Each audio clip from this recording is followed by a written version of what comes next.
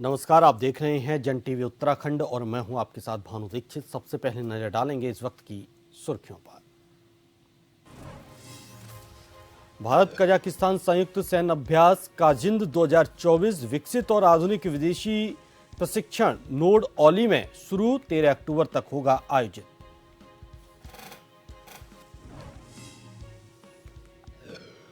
रुड़की विधायक प्रदीप बत्रा कल boat club पर करेंगे प्रदर्शन। आईआईटी को आम जनता के लिए बंद करने का कर रहे विरोध, ज्वाइंट मजिस्ट्रेट को सौंपेंगे ज्ञापन। नैनीताल हाईकोर्ट में स्टोन क्रैशरों पर लगाए गए जुर्माने मामले में हुई सुनवाई। सचिव खनन को 15 अक्टूबर को कोर्ट में पेश होने के आदेश। 50 करोड़ से अधिक जुर्माने को किया था माफ।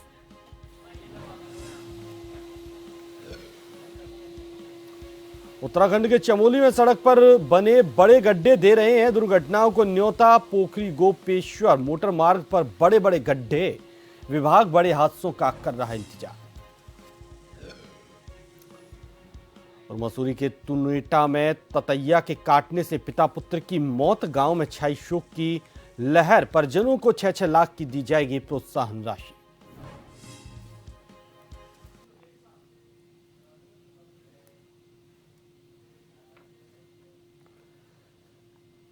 और खबरें विस्तार से।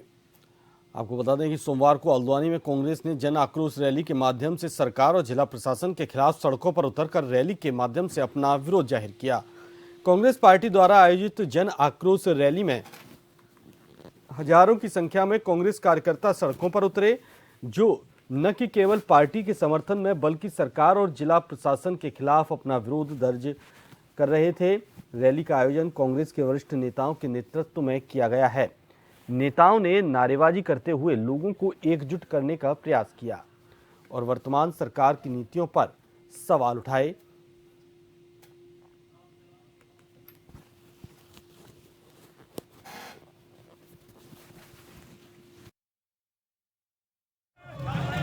रिंग रोड की बात है। रिंग रोड में किसानों की जमीनों को जबरन छीना जा रहा है। जो छोटे करीब काश्त के लोग हैं, जो मजदूर लोग हैं, उनके आशियानों को अतिक्रमण के नाम पर तोड़ा जा रहा है। तमाम मुद्दे हैं। इन मुद्दों को लेकर आज जन आक्रोश रैली के माध्यम से हम सरकार को सचेत करना चाहते हैं कि अपनी नीतियों से, अपनी हरकतों से बाज आएं और अन्यथा जनता सड़कों पर उतरने को बाध्य होगी। और निश्चित रूप से ये शुरुआत भर है। आगे भविष्य में हम मजबूती के साथ पूरे प्रदेश में अलग जगाने का काम करेंगे और मेरा विश्वास है कि परिवर्तन आएगा। देखिए, लगातार शासन निरंकुश हो गया है। महिला अपराध बढ़ रहे हैं। पुलिस और प्रशासन लगातार विपक्षी दल के लोगों को प्रताड़ित कर रहे हैं। गरीबों को मारा पीटा जा रहा है। जनप्रतिनिधियों का अपमान हो रहा है। हारे हुए और पद से हटे हुए लोगों को लेकर कैंप किए जा रहे हैं और जो चुने हुए विधायक हैं, जो चुने हुए जिला पंचायत के सदस्य हैं, अध्यक्ष हैं या बीडीसी मेंबर प्रधान हैं, उनकी अनदेखी हो रही है। और सरकार के रहते हुए बेरोजगारी बढ़ी है, महंगाई बढ़ी है, पेपर लीक हो रहे हैं, भर्ती घोटाले हो रहे हैं। इन सारे विषयों को देखते हुए जन आक्रोश रैली है। सरकार हर मोर्चे पे फेल है। इस इलाके का सबसे बड़ा रोजगार देने वाली राबका, कोसी, गोला, जो करीब 70-80 हजार लोगों को रोजगार देती थी, वो निजी हाथों में दे दिया गया है। जिन लोगों ने 2 करोड़ नए रोजगार हर साल देने की बात की थी, उन्होंने 40 करोड़ बेरोजगार बना करके घर बिठा दिए हैं। ये जो आक्रोश है, ये जनता का दर्द है। अव्यवस्थाओं का जो अंबार है, भ्रष्टाचारियों को संरक्षण, अपराधियों को संरक्षण, नफरत फैलाने वालों को संरक्षण, ये भारतीय जनता पार्टी का सरकार का प्रतीक और प्रमाण बन चुके हैं। लगातार हम देख रहे हैं हल्द्वानी में इनके संगठन नफरत का बाजार खोले हुए बैठे हैं, हिंसा करने पे उतारू हैं, खुद कानून को अपने हाथों में ले रहे हैं और ये अधिकारी तानाशाही रवैये से लोगों से बात करते हैं। तो रुड़की विधायक प्रदीप बत्रा आईआईटी में आम जनता के प्रवेश बंद करने को लेकर वोट क्लब पर धरना प्रदर्शन करेंगे। उन्होंने कहा कि ये बात सही है कि सुरक्षा के लिहाज से ये व्यवस्थाएं होनी चाहिए, लेकिन पूरे देश में कई आईआईटी हैं, लेकिन आम जनता के लिए बंद नहीं होता। और जो सीनियर सिटीजन उनको घूमने आईआईटी खुला रहना चाहिए ताकि उनको कोई परेशानी ना हो। साथ ही आईआईटी ने वोट क्लब पर अपने बोर्ड लगा रखे हैं, लेकिन ये भूमि सिंचाई विभाग की है जिसकी लीज खत्म हो चुकी है। आईआईटी गेट बंद किए हुए है, इसको भी जनता के लिए खोलना चाहिए। यहाँ पार्क बनने चाहिए ताकि बच्चों को खेलने के लिए जगह मिले।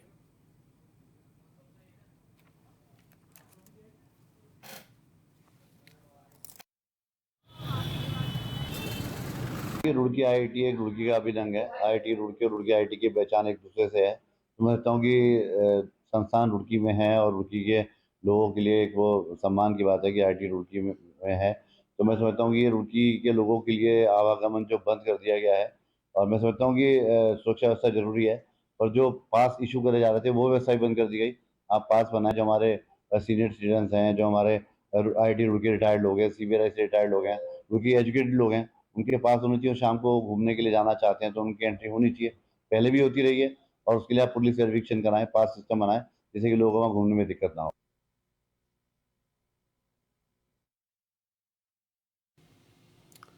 और आपको बता दें कि इस वक्त एक बड़ी खबर आ रही है। इस वक्त बड़ी खबर उत्तराखंड की सड़कों को लेकर, जहां उत्तराखंड में 2316 किलोमीटर की सड़कों पर गड्ढे, अभी तक 142 किलोमीटर से अधिक सड़कों को किया गया गड्ढा मुक्त। बारिश की सड़कों को गड्ढा मुक्त करने में लगातार देरी हो रही है। राज्य में बारिश होने के कारण कार्य हो रहे हैं प्रभावित।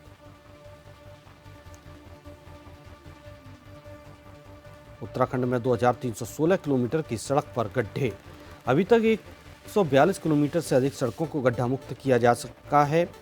सड़कों को गड्ढा मुक्त करने में देरी हो रही है, और ऐसा इसलिए क्योंकि राज्य में बारिश के कारण कार्य प्रभावित हुआ है।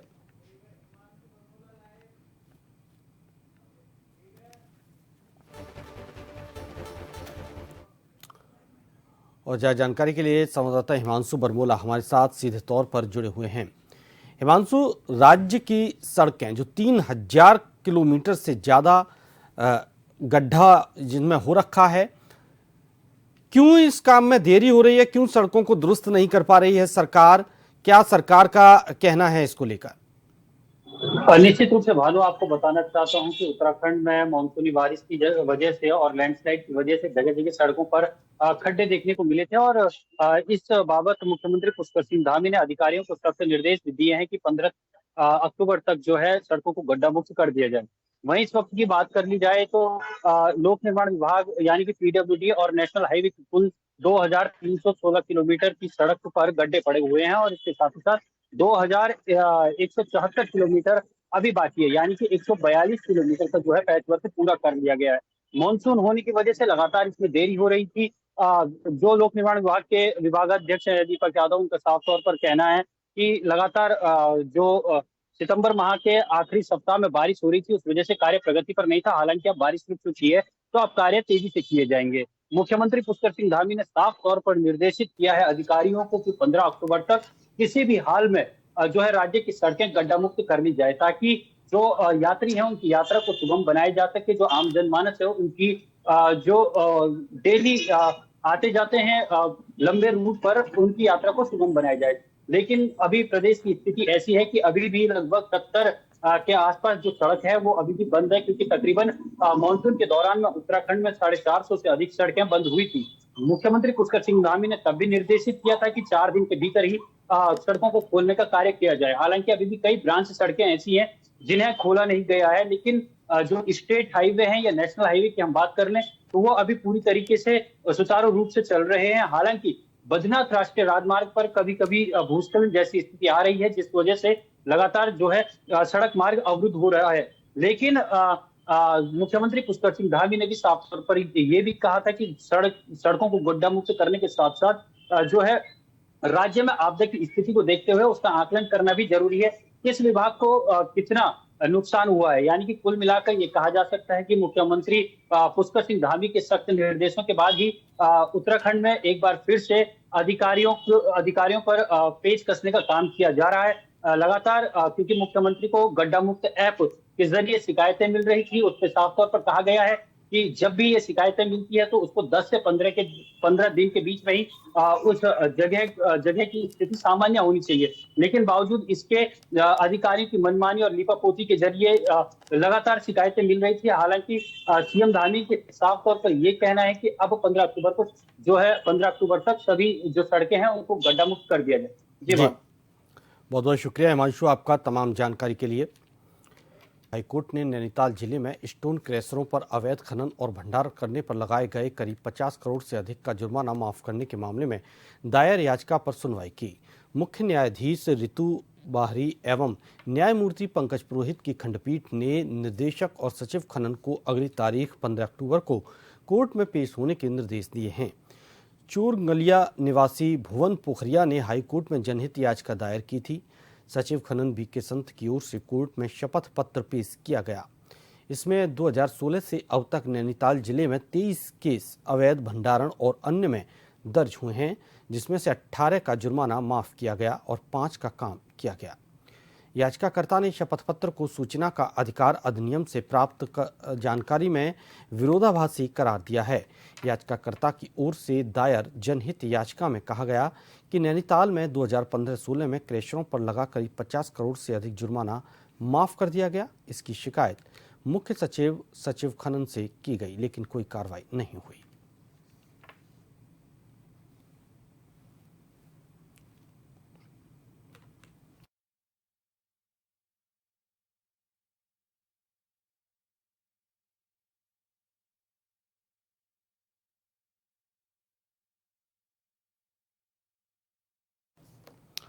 चंपावत की बोतड़ी ग्राम सभा में विशालकाय अजगर दिखने से हड़कंप मच गया।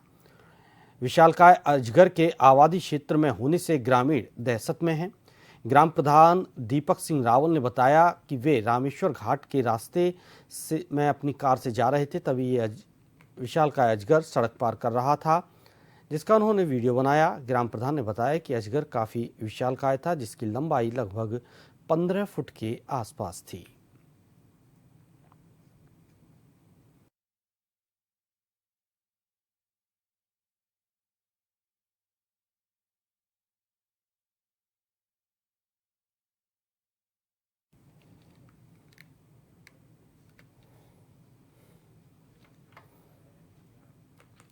भारत कजाकिस्तान संयुक्त सैन्य अभ्यास काजिंद 2024 का 8वां संस्करण उत्तराखंड में पूरी तरह से विकसित और आधुनिक विदेशी प्रशिक्षण नोड औली में शुरू हुआ।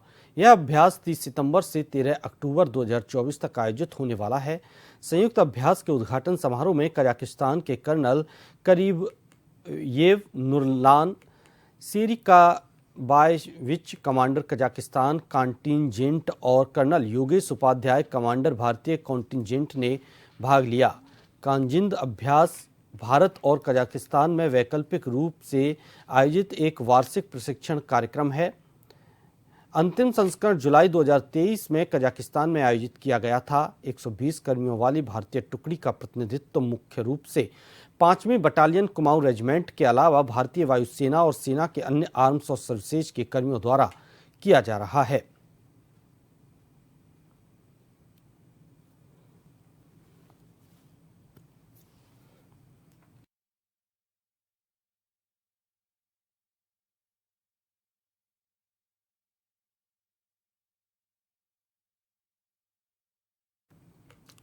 हरिद्वार के जिलाधिकारी कमेंद्र सिंह की अध्यक्षता में कलेक्ट्रेट सभागार में जिला गंगा संरक्षण समिति की 53वीं बैठक का आयोजन किया गया। बैठक में जिलाधिकारी द्वारा जिला गंगा संरक्षण समिति के विभिन्न बिंदुओं पर चर्चा की गई।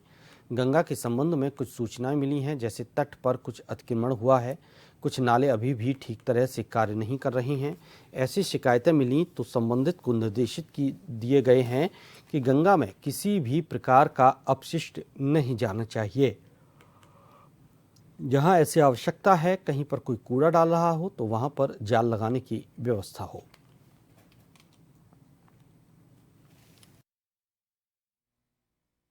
गंगा संरक्षण समिति की आज बैठक हुई है और इसमें विभिन्न बिंदु जो है चर्चा में आए हैं। विभिन्न NGOs और बाकी जो मेंबर्स थे सभी लोग उपस्थित थे और जो गंगा में कुछ एक सूचनाएं मिली हैं कि उनके बेल्ट में कुछ अतिक्रमण हुआ है और कुछ नाले जो है अभी भी जो है ट्रैप्ड नहीं है अच्छी प्रकार से, ऐसी शिकायतें मिली हैं। तो उन सभी पर निर्देश दिए गए हैं कि गंगा में किसी भी प्रकार का जो है अवशिष्ट नहीं जाना चाहिए। मसूरी MPG कॉलेज में नवनिर्वाचित पदाधिकारियों का अभिनंदन समारोह और फ्रेशर्स पार्टी का आयोजन किया गया। इस अवसर पर रंगारंग सांस्कृतिक कार्यक्रम का भी आयोजन किया गया। कार्यक्रम की मुख्य अतिथि भाजपा युवा मोर्चा राष्ट्रीय उपाध्यक्ष नेहा जोशी ने दीप प्रज्वलित कर कार्यक्रम का शुभारंभ किया। गढ़वाली नृत्य ने दर्शकों का मन मोह लिया। जुनसारी लोक गायक नरेश बादशाह जुनसारी के गीतों ने दर्शकों को मंत्रमुग्ध कर दिया। इस दौरान MPG कॉलेज छात्र संघ अध्यक्ष मोहन और सचिव ने 5 सूत्रीय मांग पत्र नेहा जोशी को सौंपा। उन्होंने कॉलेज में मूलभूत सुविधाएं उपलब्ध करवाने के साथ पार्किंग निर्माण, रोजगार परक विषय शुरू करने आदि की मांग की।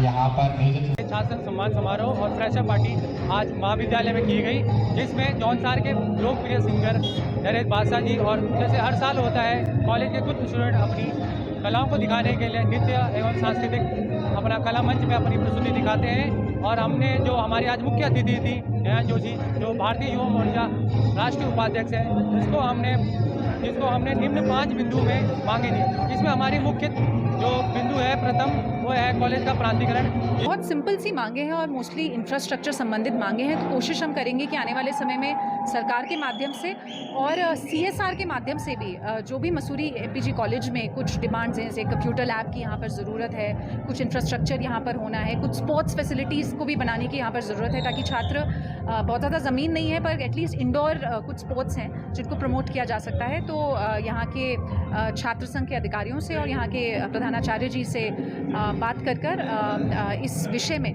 मेरा पूरा प्रयास रहेगा कि अगले साल जब दोबारा अगर यहाँ आने का मौका मिले तब तक ये डिमांड्स पूरी हो जाए। लालकुआं के राष्ट्रीय राजमार्ग में लालकुआं से हल्दू चौड़ के बीच वन विकास निगम के डिपो संख्या 5 के सामने मुख्य मार्ग में अचानक 1 दर्जन हाथियों के आ जाने से हड़कंप मच गया। यातायात दोनों तरफ से रुक गया, जबकि हाथी भी रोड में मस्ती कर रहे थे। हाथी टांडा के जंगल की ओर से आए और बबूर घुमटी की ओर जाने का प्रयास कर रहे थे। रात को 3 विशालकाय हाथी IOC डिपो की ओर हाईवे की रेलिंग को पार करते हुए चले गए, जबकि 8 हाथी रेलिंग ऊंची होने के कारण उसे पार नहीं कर पाने के चलते वापस टांडा के जंगलों की ओर लौट गए और जंगल के किनारे पर खड़े होकर हाईवे की ओर को देख रहे थे, जिन्हें देखने और वीडियो बनाने वालों को देर रात तक यहाँ तांता लगा हुआ था।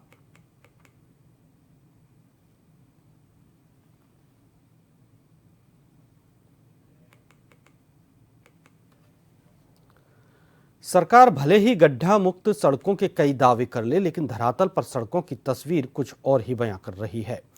मामला चमोली के दुरुस्त विकासखंड पोखरी का है, जहां पोखरी गोपेश्वर मोटर मार्ग पर बड़े बड़े गड्ढे बने हुए हैं और लोग जान जोखिम में डालकर सफर कर रहे हैं। 70 के दशक में पूर्व पर्वतीय राज्य मंत्री उत्तर प्रदेश सरकार स्वर्गीय नरेंद्र सिंह भंडारी ने इस मोटर मार्ग का निर्माण करवाया था, लेकिन 54 साल बीत जाने के बाद भी इस मोटर मार्ग की स्थिति नहीं सुधर पाई। जबकि इस क्षेत्र से कई राजनेताओं का राजनीतिक जन्म हुआ, लेकिन स्थिति जस की तस बनी हुई है।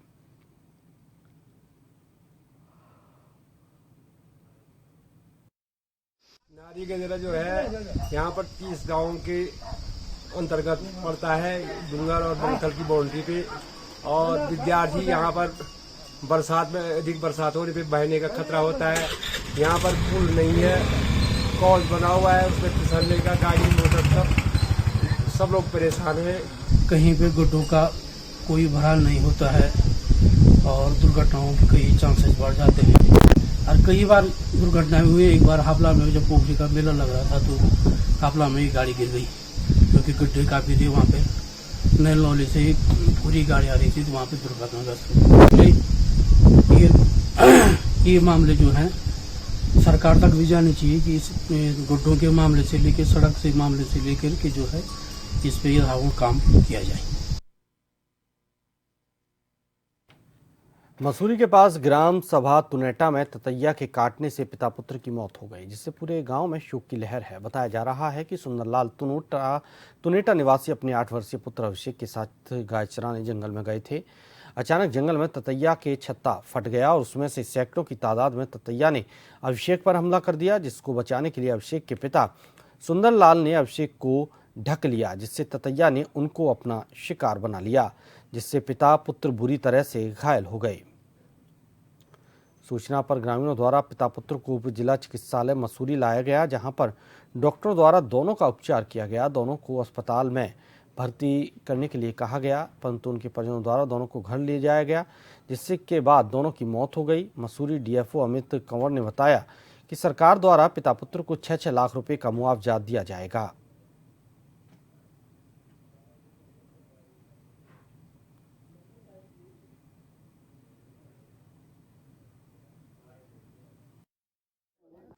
ततैया एक मधुमक्खी होता है, बहुत बड़ा होता है, बहुत ही जहरीला होता है। तो अचानक उन्होंने उन पर हमला कर दिया, ना जाने वो गाय ने उनको छेड़ा या कोई पत्थर लग गया, जैसा भी कुछ हुआ। इस मामले तो हम इतना नहीं बता सकते कि क्या हुआ, लेकिन उन्होंने इतना हमला करा उन पर कि उनको बहुत ज़्यादा काट दिया। जिसके बाद तुरंत गाँव वालों ने उनको वहाँ से उठा के लाया, घर पे उन्होंने थोड़ा पहले घरेलू उपचार भी किया। उसके बाद तुरंत मसूरी लाए बाइक के द्वारा, हॉस्पिटल में उपचार भी करा उनका, पर इतना ज़्यादा काट दिया था कि वो बेचारे बच ना पाए। जहाँ तक हमने देखा है और हमने इसमें ट्रीटमेंट देखा है, बिल्कुल ट्रीटमेंट सही था, लेकिन यही था कि क्योंकि वी वाइट है और वो बड़े वाले जो होते हैं ततैया जिसको कहते हैं, वो बहुत डेंजरस होते हैं और बहुत ज़्यादा वाइट था। उस वजह से सेप्टिसिमिक शॉक की वजह से डेथ हो गई उनकी। दोनों की क्या इसी वजह से डेथ हुई है? बिल्कुल। और आखिर में एक नज़र हेडलाइंस पर। भारत कजाकिस्तान संयुक्त सैन्य अभ्यास काजिंद 2024 विकसित और आधुनिक विदेशी प्रशिक्षण नोड ओली में शुरू, 13 अक्टूबर तक होगा आयोजित।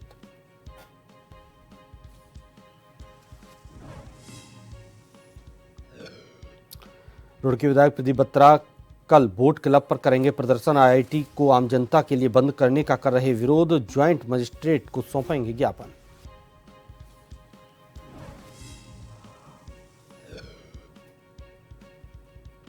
नैनीताल हाईकोर्ट में स्टोन क्रशरों पर लगाए गए जुर्माने मामले में हुई सुनवाई। सचिव खनन को 15 अक्टूबर को कोर्ट में पेश होने के आदेश। 50 करोड़ से अधिक जुर्माने को किया था माफ। उत्तराखंड के चमोली में सड़क पर बने बड़े गड्ढे दे रहे हैं दुर्घटनाओं को न्योता। पोखरी गोपेश्वर मोटर मार्ग पर बड़े बड़े गड्ढे, विभाग बड़े हादसों का कर रहा इंतजार।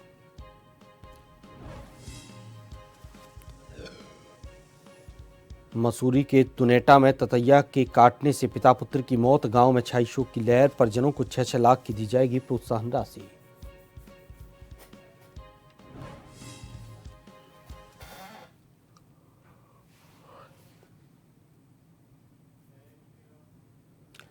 इसके साथ इस बुलेटिन में फिलहाल इतना ही। नमस्कार।